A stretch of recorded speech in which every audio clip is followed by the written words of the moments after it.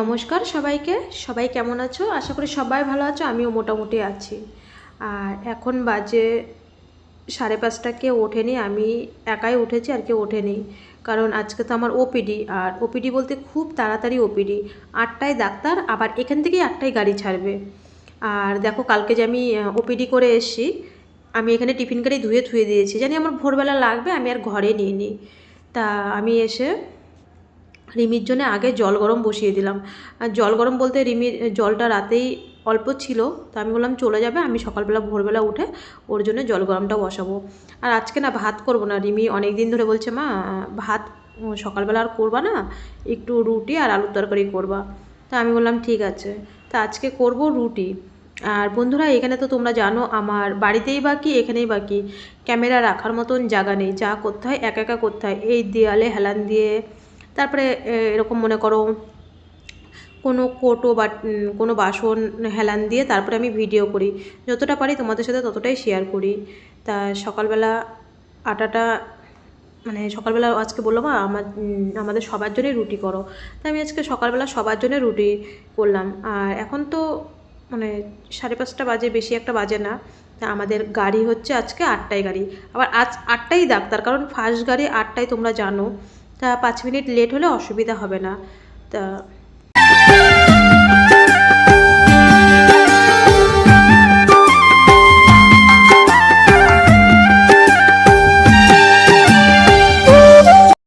আর দেখো বন্ধুরা, আজকে আমার ক্যামেরাটা কেমন হয়েছে, এরকমই হয় গো, আমি যখন দেয়ালে হেলান দিয়ে করি এরকম উল্টোপাল্টা ক্যামেরা হয়ে যায়। কিন্তু কি করব, এক হাতে কাজ করব না আর এক হাতে ক্যামেরা ধরবো। আর ক্যামেরা ধরার তো কোনো স্ট্যান্ড বা কিছু নেই। আর এত ভোরবেলা এমনি কোনো সময় আমার ক্যামেরা কেউ ধরে দেয় না, রিমি হয়তো 2-1 সময় যদিও ধরে দেয়, ওর বাপি তো ধরেই দেয় না, বলে আমি এসব ভালো পারি না, তোমরা তো জানোই। তো কিছু করার নেই, এরকমভাবে ভিডিওটা হয়ে গেছে, বুঝতে পারিনি, যখন এডিটিং করতে গেলাম তখন বুঝলাম। তো এইদিকে আমার আটা মাখা হয়ে গেল, আলুও কাটা হয়ে গেছে, আর রিমির জল গরমও হয়ে গেছে। তাই রিমির বাপি চলে গেল নিচে দুধ আনতে, আর আমি এইদিকে একটু আলুর তরকারিটা আগে বসিয়ে দিলাম, আর রুটিটা পরে করব গরম গরম। আর সেই যতই গরম গরম করি, সেই তো খাবে মেয়ে হচ্ছে দুপুরবেলা, সেই তো ঠান্ডা হয়েই যাবে। কিন্তু বাইরের খাবার যেহেতু খাওয়ানো যাবে না, আমার তো খাবার ঘর থেকে করেই নিয়ে যেতে হবে।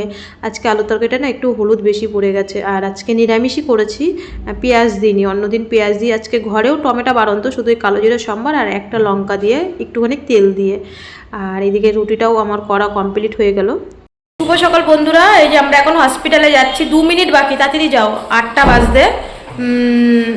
নিচে গাড়ি 8টায়, পুরো রাইট 8টায় ছাড়ে। আর আমরা একটা করে সবাই রুটি চা খেলাম। এই যে রিমি হচ্ছে ঠাকুরকে নমস্কার করছে। এবার আমরা বেরোবো ঠাকুরকে নমস্কার করে, আর যাওয়া যাক, কারণ আজকে জানি না ও কী করবে, দাঁত ক্লিন করবে, ওখানে যে কি করবে ভগবান জানে, ও যা করে। হ্যাঁ চলো বাবা। আর এইদিকে বন্ধুরা আমরা বেরিয়ে গেলাম, আর 8টার মধ্যে না সব গুছিয়ে কমপ্লিট করতে এতটা মুশকিল হয়ে যায়। তা আমরা আজকে না অনেক লোক কম ছিল, কারণ আজকে বুধবার, ওপিডি তো সবার থাকে না। তা এদিকে চলে আসলাম আমরা পুরো দাঁতের ডাক্তারের কাছে। তা এখানে আমরা রিমির বাপি কাগজ এন্ট্রি করার পরে বলল যে ডাকবে। আমাদের 12 নম্বর কাগজ ছিল। তা এর মধ্যে যেহেতু একটু লেট আছে, আমাদের বিনিতা আমার পিসি শাশুড়ির মেয়ে বিনিতা, ওই ভাসুরের মেয়ে ফোন করলো, ভিডিও কল করলো, অনেক দিন পরে ওর সাথে ভিডিও কলে কথা বললাম। কারণ রিমি তো জানোই ও বাড়ির সাথে কারোর কথা বলে না, কারণ ওর মনটা খুব খারাপ হয়।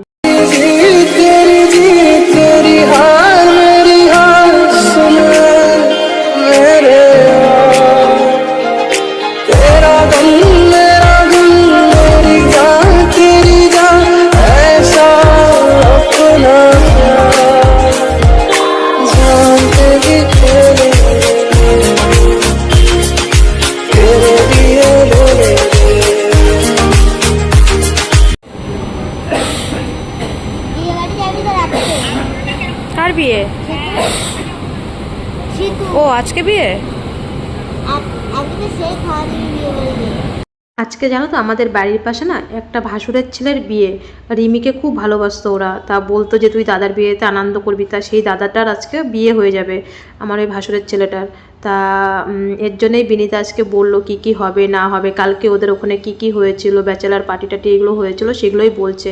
তা আমাদের ডাক্তার দেখানো হয়ে গেল, আমরা চলে আসলাম। আর এর বাড়ি হচ্ছে দুর্গাপুরে।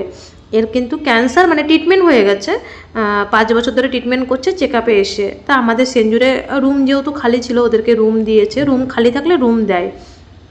তা ওর সাথে আমি গল্প করছি, মানে ছোট মানুষ তো, আর ছোটদের সাথে গল্প করতে তো খুব মজা লাগে। ওর তো ক্যান্সার, এখন ঠাকুরের আশীর্বাদে সব ওর ঠিক হয়ে গেছে, পুরো সুস্থ। তা ও চেক আপে এসেছিলো, খুব গল্প করলাম।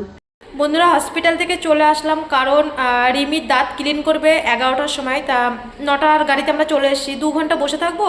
তা রিমিকেও 2 দিন ধরে ঠিক করে স্নান করায় না, যায় আস্তে আস্তে রাত হয়ে যায়। এখন গরম জল দিয়ে ভালো করে গা ডলে স্নান করালাম। আমি নিজেও মাথা ঘষে নিলাম, কালকে বৃহস্পতিবার রিমির জন্মবার, আমি আর মাথা ঘষতে পারবো না, তাই আমিও ভালো করে স্নান করে নিলাম। ছাদে জামা কাপড় রয়েছে, আর যতটা পারি রান্না করে ধুয়ে যাই 11টার আগে।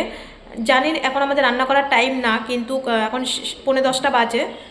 তা যতটা পারি যদি ভাতটাও করে ধুয়ে যেতে পারি, নাহলে এসে আমার আবার রান্না করতে হবে।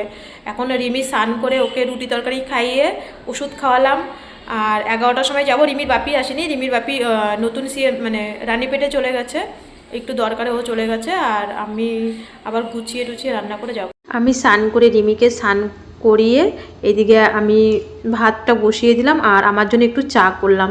সকালে একবার কোনো রকম তাড়াহুড়ো করে চা খেয়ে গেছি, তো অতটা পুষায়নি সকালবেলা, অতটা আমি চা সেরকম খাই না, পরে আর একবার খাই। আর এদিকে চাটা খেয়ে মানে জামা কাপড়, মানে কালকের জামা কাপড় ছাদে ছিল আমার, তা সেগুলো শুকায়নি রাতে, কারণ কালকে আস্তে আস্তে অনেকটা রাত হয়ে গেছিলো, ছাদের তালা দেওয়া হয়ে যায়। আবার ছাদে গেলাম। বন্ধুরা এই যে এখন 11টা বাজতে 5 মিনিট বাকি, এখন আমরা আবার হসপিটালে যাব। জানো তো,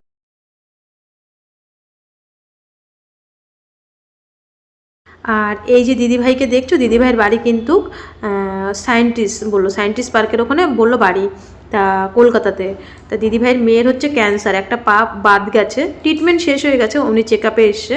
তা বললো আমরা এই তো 2 দিন হলো। আর এইদিকে দেখো আসামে বাড়ি, আমি কথাও বলতে পারিনি, কারণ হসপিটালে এসছি খুব তাড়াতাড়ি করে। আমাকে দেখে না চিনতে পেরেছে, বলছে আসামে বাড়ি, ছেলে ভর্তি রয়েছে আমাদের সিএমসিতে। তা সত্যি মানে আমি ভাবতেই পারিনি আমার সাবস্ক্রাইবাররা এরকমভাবে দেখা হবে এত তাড়াতাড়ি। তা আমি কথাও বলতে পারিনি, পরে তোমাদেরকে আমি অরিজিনাল ক্যামেরায় বলছি। এদিকে রিমির তো দাঁত ক্লিন করতে নিয়ে চলে এসছে, কারণ কথা বলতে পারিনি একটাই কারণে, রিমির ওইদিকে নাম ডাকছিল, ওর বাপি আমাকে ফোন করে বললো তাড়াতাড়ি আসো রিমির। তা এইদিকে দেখো রিমির হচ্ছে মানে আমি ভয়েসটা দিতে দিতে হচ্ছিলো, রিমির সাথে কথা বলছিলাম। তা রিমি এই ফুলটা তুলে ওর বাপিকে একবার দিচ্ছে, আমাকে একবার দিচ্ছে, এরকম করছে। আর যে আসামের থেকে এসছে তার সাথে না দেখো ঠিক মতন কথাও বলতে পারিনি জানো, কারণ রিমি সেই সময় ডাক্তার ছিল, আমার খুবই খারাপ লাগছিলো, নাম্বার নেই, নাহলে আমি ঠিক খবর নিতাম। আবার এদিকে চলে আসার পর আমি তো তখন শুধু ভাত করে গেছি, এখন স্নান করে রান্না করতে হবে, প্রায় 2:30টা বেজে গেছে। সেই রুটি আর তরকারি খেয়েছিল সবাই, একটা করে রুটি। তা আমি রান্না করা শেষ হয়ে গেছে, ও এসে বলছে দেখো আমি দাঁত ক্লিন করেছি, দাঁত আমার কত পরিষ্কার হয়ে গেছে, আবার এরকম হাসছে আর দাঁত বের করছে, বের করে আমাকে দেখাচ্ছে। তা আমি বলছি ঠিক আছে আমি আজকে ক্যামেরা করি। আর এইদিকে আমাদের রান্না বান্না হয়ে গেল। বন্ধুরা রিমির আজকে যখন দাঁত কোটিং করতে গেল, মানে আমার মানে আগেই ডাকছিল, ওর বাপি তো তাড়াতাড়ি করে নিয়ে গেল, রিমি দাস ডাকছিল, তা তাড়াতাড়ি হয়ে গেছে।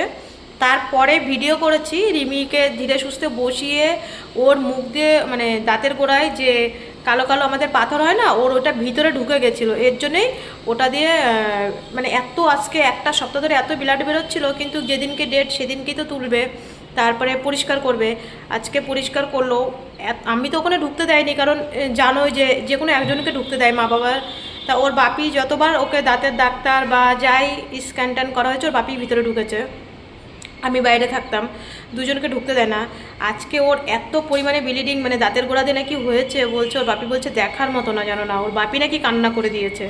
তা রিমি এসে বলছে মা জানো আমার যখন ব্লিডিং হচ্ছিল বাপিও কান্না করছে, ও তো কান্না করছে, ও তো চেঁচাচ্ছে, আর আমার তো ধৈর্য সহ্য, মানে আমি বারবার যাচ্ছি, ক্যামেরা করতে দেয় না, তো তাও ওর বাপি একটুখানি ক্যামেরা করেছিল, তোমরা দেখলে।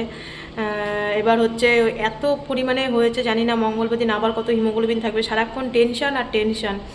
আর আসাম থেকে যেই বোন এসছে, বোন বা দিদি ভাই, আমি বাইরে বসে আছি, রিমির বাপি আসবে নিয়ে যাবে, কারণ আমাদের কাছে তো কাগজ নেই, ভিতরে ঢুকতে দেবে না। তা রিমির বাপি আসবে তারপরে, তো তার জন্য আমি বাইরে দাঁড়িয়েছিলাম। তখন বলছে রূপাদি রিমিকে ডাকছে। এবার রিমি বলছে মা কে, আমি তো চিনতে পারলাম না। আমিও তো বললাম চিনতে পারলাম না। এবার এত তাড়াহুড়ো, ওনার ছেলে এখানে হসপিটালে ভর্তি, আসাম থেকে এসছে। ওর বোনের হচ্ছে বর ছেলের কাছে রয়েছে, আর রুমে রান্না করতে যাচ্ছে। আজকে জানো তো সব থেকে বড়ো কথা হচ্ছে আমি কথাও বলতে পারিনি, একটা মিনিটও কথা বলতে পারিনি, কারণ ওখানে রিমি দাসের নাম ডাকছে, আর বোনও নিচে এসছে, হোটেলে যাবে, হোটেলে বলতে লজে যাবে রান্না করতে। তা সেরকমভাবে কথাও বলতে পারিনি। আমার সব থেকে বড়ো কথা হচ্ছে ইউটিউবে টাকাটা ইনকাম করা বড় কথা না, মেন কথা হচ্ছে আমি যে এই যে আজকে সবাই আমার সাথে দেখা হচ্ছে দেখে, কোথায় আসামে বাড়ি, আমি কিন্তু কোনোদিন আসামে যাইও নেই। এই যে দূরের থেকে দেখে বলছে রূপাদি রিমি কেমন আছি আমরা, আমাদের ভিডিও দেখে, সব থেকে বড়ো কথা হচ্ছে ওরা আমাদেরকে চেনে আর আমাদের ভিডিও দেখে। সব থেকে বড়ো পাওনা হচ্ছে আমার ইউটিউবে এটাই, যে কারোর সাথে দেখা হবে তার সাথে একটা ফটো তোলা। রিমি অবশ্যই ফটো তুলতো, কিন্তু ওই যে বললাম না, আমরাও ব্যস্ত, উনিও ব্যস্ত, যদি আজকে ভিডিওটা দেখে থাকে, দুজনই ব্যস্ত। তারও ছেলে ভর্তি, আর রিমিরও এদিকে নাম ডাকছে, যে না 1 মিনিট দাঁড়িয়ে কথা বলবো বা ফোন নাম্বার নেব, পরবর্তীতে আমি যোগাযোগ করব। উনিও যাচ্ছে তুরুন বেগে রান্না করতে, আমিও যাচ্ছি রিমির দাঁত ক্লিন করতে। এই হচ্ছে কথা। সবাই ভালো থেকো, সবাই সুস্থ থেকো। রিমির এত পরিমাণে আজকে ব্লিডিং হয়েছে, আবার মঙ্গলবারে যে আমার কী রিপোর্ট আসবে ভগবান, উনি যিশুই জানে সব কিছু। তা আজ এই পর্যন্ত, কোনো এক নেক্সট ভিডিওর সাথে তোমাদের আবার আমাদের দেখা হবে।